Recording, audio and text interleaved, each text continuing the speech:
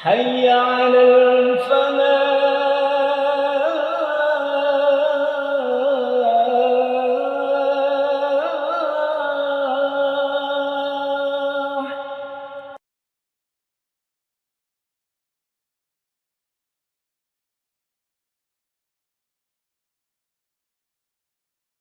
Assalamualaikum warahmatullahi wabarakatuh.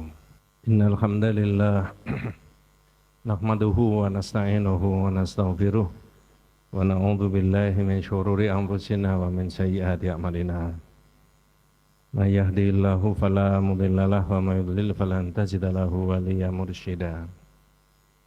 Asyhadu an la ilaha illallah wahdahu la syarikalah wa asyhadu anna Muhammadan abduhu wa rasuluhu la nabiyya ba'dah. Allahumma shalli ala Muhammad wa ala ali Muhammad kama shallaita ala Ibrahim wa ala ali Ibrahim wa barik ala Muhammad wa ala ali Muhammad kama barakta ala Ibrahim wa ala ali Ibrahim fil alamin innaka Hamidum Majid. Qala Allah Ta'ala fi kitabil karim a'udzu billahi minasy syaithanir rajim bismillahirrahmanirrahim.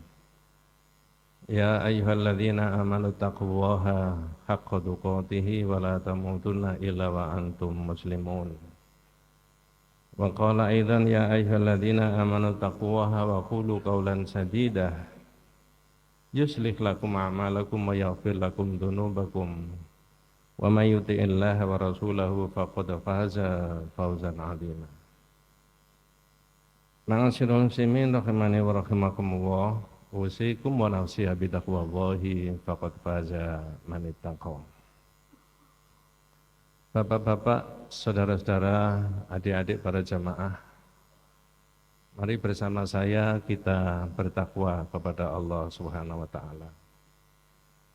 Entah sudah berapa ribu atau berapa juta kali kita mendengarkan seruan takwa kepada Allah itu. Ada banyak keterangan dan variasi di dalam Al-Quran berkaitan dengan takwa kepada Allah. Tapi dalam waktu singkat tidak mungkin diterangkan satu persatu. Menukil dua ayat yang dimajukan dibaca tadi. Rasanya dua ayat itu sudah sangat akrab di telinga kita. Pertama surat Al-Imran, takwa kepada Allah dikaitkan dengan penyerahan diri kepada Allah. Yang kedua surat Al-Ahzab 71 ya 70 dan 71, takwa kepada Allah dikaitkan dengan kejujuran. Saya rasa kedua-duanya itu sangat diperlukan dalam kehidupan zaman kapanpun ya. Saya tidak mengurai panjang lebar berkaitan dengan dimensi takwa dari dua ayat yang berbeda itu tadi. Takwa kepada Allah versi surat Al-Imran tadi, orang itu supaya menyerahkan dirinya kepada Allah. Kalau orang bertanya mana yang diterjemahkan menyerahkan diri, jawabannya wala tamutunna illa wa antum muslimun. Janganlah kalian mati kecuali sudah menyerahkan diri kepada Allah.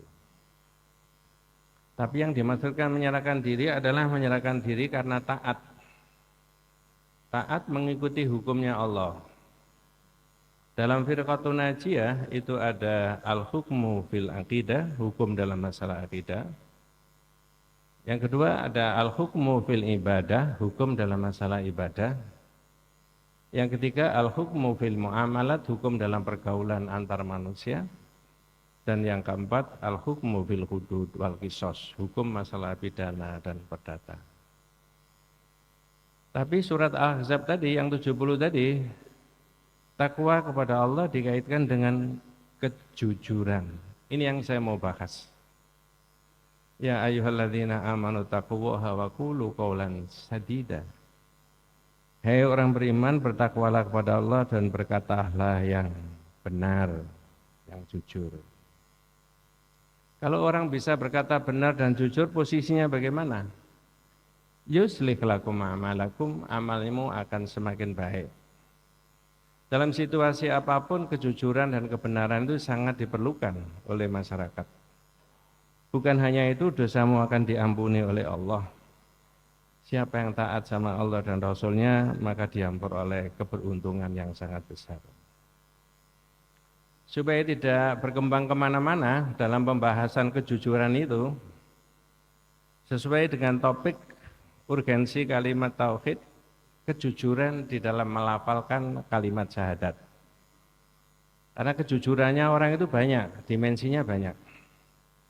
Ada kejujuran dalam menegakkan hukum, ada kejujuran dalam distribusi kekayaan dan ekonominya rakyat, ada kejujuran dalam pengambilan keputusan dan sebagainya dan sebagainya. Tetapi seperti yang sudah saya sebutkan tadi, kejujuran dalam mengucapkan kalimat syahadat. Bagi umat Islam, kalimat syahadat itu adalah inti dari kehidupan. Kalau ada orang kafir masuk Islam disuruh baca syahadat, kalau sudah Islam sepanjang hidupnya itu juga mengamalkan dua kalimat syahadat itu, dan nanti kalau menjelang wafat oleh yang masih sehat dibisikkan di telinga kita kalimat syahadat pula, la ilaha illallah. Dalam kalimat itu saya menguraikan syahadat la ilaha illallah saja, ada nafi dan itsbat. Bapak-bapak, kalau kita tidak akrab dengan bahasa Arab, mohon maaf, nafi itu tidak, lalu itsbat itu illah, kecuali. Maka lafal itu la, tidak dulu. Tidak ini, tidak itu, tidak benda, tidak barang, tidak orang, tidak uang, tidak dirinya sendiri yang dituhankan. Kalau semuanya tidak, itu siapa yang diilahkan? Jawabannya illallah, kecuali Allah subhanahu wa ta'ala. Tapi dalam pandangan akidah tauhid seperti pesan Rasulullah sallallahu alaihi wasallam, kalimat tauhid itu jangan dilafalkan saja, la ilaha illallah, la ilaha illallah. Atau ditulis saja di kaca-kaca mobil atau di kaca-kaca rumah atau di kaca-kaca masjid. Boleh-boleh saja. Saya tidak alergi dengan ucapan atau tulisan la ilaha illallah itu. Tapi lebih makna daripada itu adalah diurai, di breakdown supaya kalimat tauhid itu bisa operasional dan supaya kalimat tauhid itu bisa dimaknai dalam kehidupan kita sehari-hari. Surat Muhammad ayat 19 jelas, fa'lam annahu la ilaha illallah. Kalau mengikuti terjemahan Departemen Agama, ketahuilah bahwa sesungguhnya tidak ada Tuhan yang berhak disembah kecuali Allah. Fal ilmu bimaknaha wajibun wa muqaddamun ala sairi arkanil Islam. Memberi makna dan menguraikan dua kalimat tauhid tadi, terutama yang pertama, itu hukumnya wajib dan harus didahulukan di atas seluruh rukun Islam. Saya ulangi, fal ilmu bimaknaha wajibun wa muqaddamun ala sairi arkanil Islam. Maka memberi makna terhadap dua syahadat tadi dan menguraikan supaya operasional dan bisa diamalkan, hukumnya wajib dan harus didahulukan di atas seluruh rukun Islam yang lain. Dalam bahasa yang berbeda, dalam kitab yang berbeda diterangkan wa a'dhamu ma amarallahu bihi huwa at-tauhid. Dan sebesar-besar yang diperintah oleh Allah adalah bertauhid. Kalau sebesar-besar yang diperintah Allah adalah bertauhid, keyakinan tentang Allah, maka sebesar-besar yang diperintah Allah bukan sholat, bukan puasa, bukan zakat, bukan haji, bukan umroh. Sebagai orang yang komitmen dengan Islam bersyahadat, mestinya senang dan merasa puas dia kalau bisa memaknai dua kalimat syahadat itu dengan sebaik-baiknya. Ma'asyiral muslimin rahimani wa rahimakumullah. Ada nasihat juga buat saya dan kita semuanya. I'lam rahimakallahu annahu yajibu alaina ta'allumu arba'i masail. Al-ula al-ilmu. Wa huwa ma'rifatullahi wa ma'rifatu nabiyyihi wa ma'rifatu dinil islami bil adillah. Ketahuilah wahai saudaraku, wajib bagi kalian itu untuk memahami dan mengerti tentang empat hal. Al-ula, yang pertama, al-ilmu. Orang Islam itu wajib berilmu. Ilmu tentang apa? Ma'rifatullah wa ma'rifatu nabiyyihi wa ma'rifatu dinil islami bil adillah. Mengerti tentang Allah, mengerti tentang Nabi, dan mengerti tentang agamanya pakai dalil. Yang kita bahas kali ini adalah ma'rifatullah, mengerti tentang Allah tadi. komitmen kita orang yang bersyahadat tentang Allah Subhanahu wa taala tadi.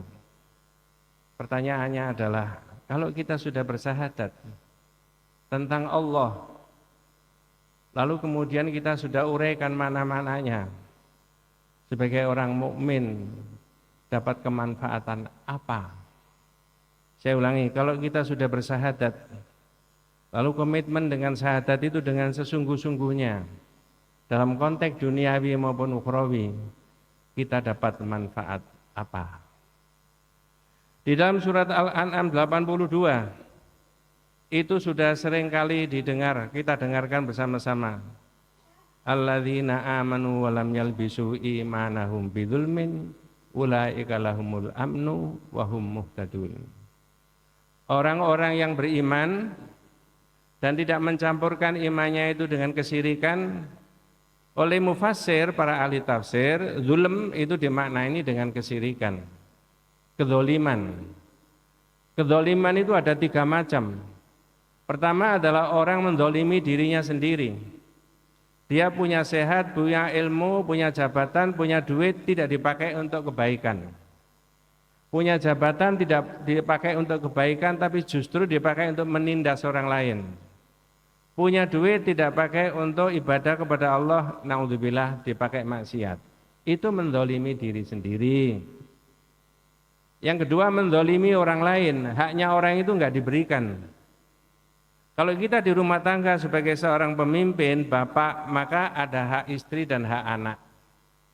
Kalau kita pejabat baik pemerintah maupun swasta, rakyat itu punya hak, maka jangan dirampas hak-haknya itu. Itu namanya menzalimi mereka. Dan yang sangat dipesankan oleh Rasulullah adalah tidak boleh menzalimi orang lain. Bahkan di hadis yang berbeda, tidak dalam konteks langsung dengan judul ini, orang yang menzalimi orang lain itu doanya orang dizalimi antara dia sama Allah itu tidak ada sekat yang membatasi. Ittaqi da'watal mazlum fa innahu laisa bainaha wa bainallahi hijabun. Tetapi kaitannya dengan surat Al-An'am ini tadi, zalim kepada Allah itu adalah haknya Allah, tidak diberikan. Dalam bahasa hadis ada haqqullah 'alal ibad, haknya Allah yang merupakan kewajibannya manusia. Kalau haknya Allah yang merupakan kewajibannya manusia, apa sebenarnya kewajibannya manusia? Ayya'buduhu wa la yusyriku bi syai'an, beribadah kepada Allah dan tidak boleh syirik. Tadi saya tanya kepada kita semuanya untuk bisa memahami dengan tepat dan benar. Kalau orang sudah bersyahadat lalu dimaknai dengan sebaik-baiknya, ada manfaat apa? Versi ayat yang saya kemukakan tadi, surat Al-An'am 82 tadi, orang itu dapat petunjuk ke arah yang benar. Individu saja, kalau akidahnya betul, maka pandangan hidup, visi misinya menjadi benar. Keluarga saja, kalau satu keluarga itu adalah keluarga yang berakidah dengan baik, maka visi misinya benar. Bangsa dan negara kalau akidahnya baik, maka arah kiblat daripada negara dan bangsa itu jelas, tidak mudah diombang-ambingkan oleh orang lain. Inilah manfaatnya dari ayat tadi yang saya katakan, kalau komitmennya bertauhid dengan sebaik-baiknya. Orang yang beriman dan tidak mencampurkan imannya dengan kedzaliman, ulaika lahumul amnu, mereka itu akan aman di akhirat. Ini diterangkan di khutbah yang kedua nanti, wahum muhtadun, dan mereka mendapatkan hidayah dari Allah Subhanahu wa taala. Ma'asyiral muslimin rahimani wa rahimakumullah. Mohon izin saya membacakan 10 karakter orang yang bertauhid dengan sebaik-baiknya dan sebenar-benarnya jika tauhidnya tidak dicampur dengan syirik. 10 karakter manusia mukmin yang bertauhid. Yang pertama, tauhid yang murni itu membebaskan manusia dari faham kesyirikan dari berbagai macam jenisnya. 2. Tauhid yang murni menghargai harkat dan martabat manusia setinggi-tingginya. Jadi kalau diurai, kalau manusia tidak bertauhid, itu memandang manusia itu bahkan nyawanya manusia enak saja. Ini saya bilang manusia, bukan orang beriman saja. Maka yang ditulis tadi, tauhid yang murni itu menghargai harkat dan martabat manusia setinggi-tingginya. Manusia dipandang sebagai manusia yang sebenarnya sebagai makhluk yang mulia. 3. tauhid yang murni, mau mendengarkan dan mengikuti nasihat dan pendapat yang terbaik. Rasanya ini masyarakat kita juga belum. Kadang-kadang menerima kebaikan dan kebenaran itu hanya dari koleganya sendiri. Kadang-kadang menerima kebenaran dan nasihat yang baik itu dari yayasannya sendiri, dari orang yang sama, dari partai yang sama, dari golongan yang sama, dari status sosial yang sama. Benarnya seperti apa kalau orang itu tidak dalam warna yang sama, dalam seragam yang sama, saya tidak mau menerima. Rasanya itu bukan masyarakat yang bertauhid. Ma'asyiral muslimin rahimani wa rahimakumullah. Yang keempat, tauhid yang murni tidak memutlakan sesama manusia dalam ketaatan. Tidak ada di dalam Islam orang yang boleh ditaati secara mutlak, orang tua sekalipun. Yang kelima, tauhid yang murni tidak memutlakan dirinya sendiri sebagai sumber kebenaran. Coba, tidak memutlakan dirinya sendiri sebagai sumber kebenaran. Apa saja harus diikuti. Tidak begitu orang yang bertauhid itu. Yang keenam, tauhid yang murni, dinamis dan kritis dalam gerak amar ma'ruf nahi mungkar. Bukan ketika ada kemungkaran lalu tiarap, tidak mau berdiri dengan tegak. Tapi orang yang menggenggam tauhid yang sebenar-benarnya, maka dia dinamis, maka dia kritis untuk menyampaikan yang benar itu adalah benar, yang salah adalah salah. Bukan diam. Ma'asyiral muslimin rahimani wa rahimakumullah. Yang kedelapan, ya. Yang ketujuh, tauhid yang murni hanya memutlakan Allah Subhanahu wa taala dan Rasulullah sallallahu alaihi wasallam sebagai komitmen kita bersahadat. Yang kedelapan, tauhid yang murni membebaskan manusia dari belenggu ketidakadilan dan kesewenang-wenangan. 9, tauhid yang murni hidup di dunia bahagia dengan benda-benda dan barang-barang yang halal. Yang ke-10, tauhid yang murni bisa menghapus segala kesalahan dan dosa. Ma'asyiral muslimin rahimani wa rahimakumullah. Kalau kita ini mau jujur, negara kita ini juga berdasarkan tauhid. Sila yang pertama dalam Pancasila, ketuhanan yang Maha Esa. Undang-Undang Dasar tahun 1945 pasal 9 ayat yang pertama bunyinya negara berdasar atas ketuhanan yang Maha Esa. Itu bagi umat Islam tauhid. Dan itu hadiahnya dari tokoh-tokoh Muhammadiyah, tokoh-tokoh NU yang ikut mendirikan negara ini. Tapi sekarang itu sepertinya siapa yang menyuarakan, mengumandangkan tauhid dengan makna-makna yang diajarkan oleh Rasulullah? Padahal mayoritas masyarakat kita, bangsa kita adalah orang yang beriman kepada Allah Subhanahu wa taala. Aqulu qouli hadza wa astaghfirullah innahu huwal ghafurur rahim.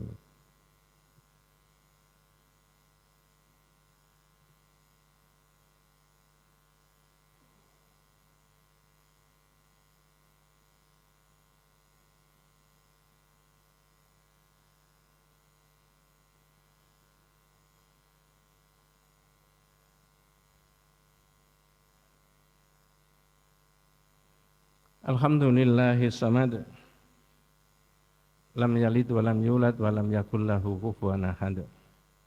Asyhadu an la ilaha illallah wahdahu la syarikalah wa asyhadu anna Muhammadan abduhu wa rasuluhu la nabiyya ba'dah. Allahumma shalli ala Muhammad wa ala ali Muhammad kama shallaita ala Ibrahim wa ala ali Ibrahim wa barik ala Muhammad wa ala ali Muhammad kama barakta ala Ibrahim wa ala ali Ibrahim fil alamin innaka Hamidum Majid. Amma ba'du. Ma'asyiral muslimin rahimani wa rahimakumullah, usikum wa nafsiya bi taqwallahi faqad faza man ittaqa. Kalau kita membaca marhalatun Nabi, periodisasi daripada perjuangan Nabi itu ada 4 tahapan. Saya tidak menerangkan itu panjang lebar, mungkin 3 menit berikutnya. Yang pertama adalah marhalatut tauhid, yang kedua adalah marhalatul ukhuwah, yang ketiga adalah al-istidad, dan yang keempat adalah tahqiqun nasr. Apa maksudnya? Jadi Nabi meletakkan dasar yang utama pertama dalam pembinaan umat dan masyarakat, itu akidahnya dulu dikuatkan. Ini sudah jelas, diutak-atik ini ya. seperti yang saya sebutkan tadi. Yang kedua adalah ukhuwah, dipersaudarakan. Kalau kita mau jadi pemimpin yang baik, didukung oleh semua komponen masyarakat, maka umat itu kita satukan, bukan dipecah-pecah. Yang ketiga adalah al-istidad, persiapan untuk menghadapi orang-orang merecoki masyarakat Islam saat itu. Dan yang keempat, akan terjadi ada kemenangan. Itu kalau kita kombinasi, ini saya tidak menerangkan hadisnya, nggak terlalu panjang. Kita kombinasi. Jauh sebelum era Nabi Muhammad ada orang namanya Musa alaihissalam. Sekali tempo berdialog sama Allah Subhanahu wa taala. Nabi Musa memohon meminta kepada Allah, "Alimni syai'an adzkurka wa ad'uka bih." Ya Rabb, ya Allah, ajarkan kepada aku satu kalimat yang saya selalu pakai ingat kepadamu dan selalu pakai zikir kepadamu. Dalam hadis qudsi apa jawabannya Allah? Qul ya Musa la ilaha illallah. Nyatakan saja bahwa tidak ada ilah yang berhak disembah kecuali aku, Allah. Tiba-tiba jawabannya Nabi Musa, ya Rabbi kullu ibadika yaquluna hadza. Ya Allah, kalau cuma mengucapkan la ilaha illallah, semua hambamu juga bisa. Wajar, logis yang diomongkan Nabi Musa. Lalu penjelasannya Allah justru mencengangkan Nabi Musa. Ya Musa, lau anna samawati sab'i wa amirahunna ghairi wal ardhina sab'a fi kifatin wa la ilaha illallah fi kifatin malat bihinna la ilaha illallah. Musa, kamu saya beritahu ya, andai kata langit itu dilipatkan 7 kali lipat lagi, bumi dilipatkan 7 lipat lagi, selain dari aku, kata Allah, diletakkan di daun timbangan, ditimbang dengan la ilaha illallah, malat bihinna la ilaha illallah, berat la ilaha illallah. Ya Allah, apa maksudnya Pak? Orang itu senikmat-nikmatnya hidup di dunia sekaya-kayanya. Kalau dia tidak mengamalkan akidah yang benar, maka siksa akan selamanya dia terima di akhirat. Yang kedua dimaknani secara sederhana. Berapa dolar, berapa rupiah, berapa triliun dihabiskan untuk membangun infrastruktur manusia, tidak ada jaminan manusia itu jadi baik. Tapi kalau akidahnya yang diperbaiki dengan 10 karakter yang saya sebutkan itu tadi, saya rasa ada jaminan masyarakat kita ini jadi baik. Tidak ada orang mendolimi orang lain karena akidahnya baik. Tidak ada orang mengambil haknya orang lain. Tidak ada orang berbohong diumbar di mana-mana. Tidak. Maka inilah masyarakat yang baik, masyarakat yang dibina berdasarkan akidah. Tidak ada orang menolak kebenaran. Kebenaran dari siapapun kita pakai. Itu adalah 10 karakter yang saya sebutkan itu tadi, orang bertauhid. Makanya Nabi Musa itu kalau kita pakai bahasa sekarang, tercengang dengan penjelasannya Allah. Musa, andai kata langit itu dilipatkan 7 kali lipat lagi, bumi dilipatkan 7 kali lipat lagi selain daripada aku, ya, ditaruh dalam daun timbangan. Wala ilaha illallah fi kifatin, daun timbangan la ilaha illallah dalam daun timbangan yang lain, malat bihinna berat la ilaha illallah. Mudah-mudahan saya dan kita semuanya, panjenengan dan keluarga, senantiasa diberikan rahmat, diberikan barokah hidayah Allah SWT. Mudah-mudahan kita diberi umur panjang yang barokah oleh Allah SWT. Senantiasa mengamalkan 2 kalimat syahadat tadi. Mari kita berdoa kepada Allah SWT. Alhamdulillah hamda yuafi ni'amahu wa yukafi'u mazidah. Ya Rabbana walakal hamdu kama yanbaghi li jalali wajhika wa 'azimi sultanik. Allahumma salli ala Muhammad wa ala ali Muhammad kama sallaita ala Ibrahim wa ala ali Ibrahim wa barik ala Muhammad wa ala ali Muhammad kama barakta ala Ibrahim wa ala ali Ibrahim fil alamin innaka Hamidum Majid. Allahumma ighfiril muslimina wal muslimat wal mu'minina wal mu'minat al ahya'i minhum wal amwat. Rabbana hab lana min azwajina wa dhurriyyatina qurrata a'yunin waj'alna lil muttaqina imama. Allahumma inna nas'aluka mujibati rahmatika wa azaima maghfiratika wal ismata min kulli dhanbin wal ghanimata min kulli birrin wa salamata min kulli ithmin Allahumma inna nas'aluka min khairi ma sa'alaka minhu nabiyyuka Muhammad sallallahu alaihi wasallam wa na'udzubika min syarri ma sta'adzaka minhu nabiyyuka Muhammad sallallahu alaihi wasallam wa antal musta'an wa alaikal balagh la haula wa la quwata illa billahil aliyyil azim subhana rabbika rabbil izzati amma yasifun wa salamun alal mursalin walhamdulillahi rabbil alamin. Ibadallah, innallaha ya'muru bil adli wal ihsan wa itaa'il qurba wa yanha 'anil fahsya'i wal munkar ya'idukum la'allakum tadhakkarun wa la dzikrullahi akbar.